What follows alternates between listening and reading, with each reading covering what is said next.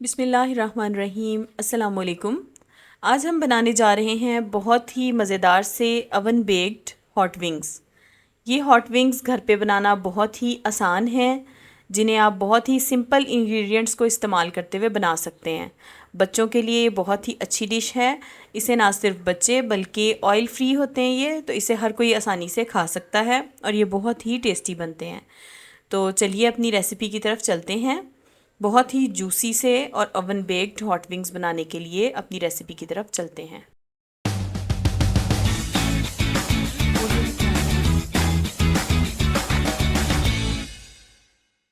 Hot wings बनाने के लिए यहाँ पे हमने एक बाउल ले लिया और उसमें मैंने यहाँ पे 1 केजी हॉट विंग्स ले लिए।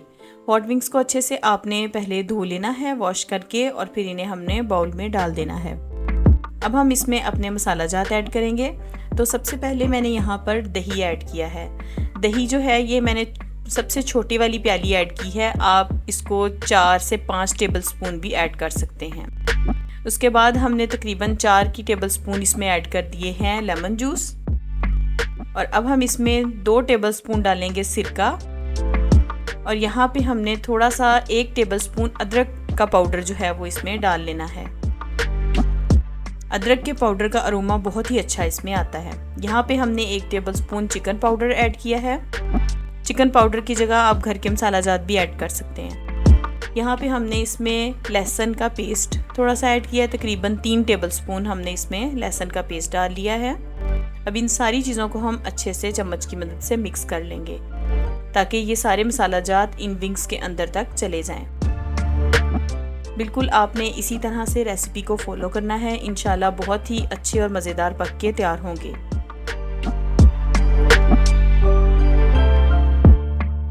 तमाम मसाला जात अच्छे से मिक्स हो चुके हैं। अब हमने यहाँ पे हस्बे जायका इसमें नमक ऐड कर लेना है। 1 टेबल स्पून यहाँ पे हम गरम मसाला ऐड करेंगे।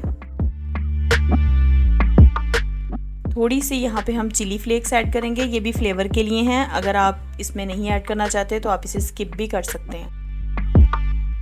इन तमाम मसाला जात को अच्छे से मिक्स करेंगे, और मिक्स करने के बाद हम इसे ओवरनाइट मैरिनेशन के लिए रख देंगे। अब हमने एक ट्रे ले ली और साथ में हमने ये अवन की जाली निकाल ली। अब हम इसको ट्रे के ऊपर रखेंगे और इसको हल्का सा ऑयल से ग्रीस करेंगे। इन विंग्स की सबसे अच्छी बात यह है कि इसमें ऑयल ज़रा सा भी इस्तेमाल नहीं होता, बस हमने ये जो ग्रीसिंग के लिए यूज़ करना ऑयल यही है। इसी वजह से इसको पेशेंट्स भी अच्छे से खा सकते हैं, लाइक कोई जिन्हें ऑयल फ्री चीज़ें इस्तेमाल करनी है, डाइट के लिए भी आप यूज़ कर सकते हैं। तो यहाँ पे देखें हमारा मटेरियल कितना अच्छे से मैरिनेट हो चुका है। अब हम इसको 1 बाय 1 इस ट्रे के ऊपर सेट कर देंगे।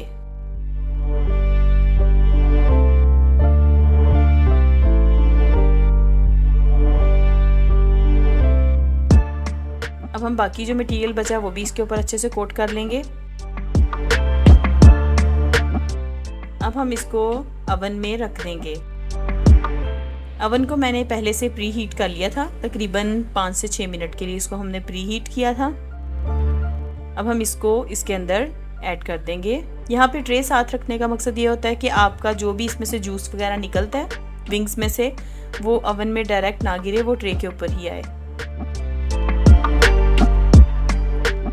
अब हमारे ये विंग्स जो हैं बेकिंग के लिए रेडी हैं।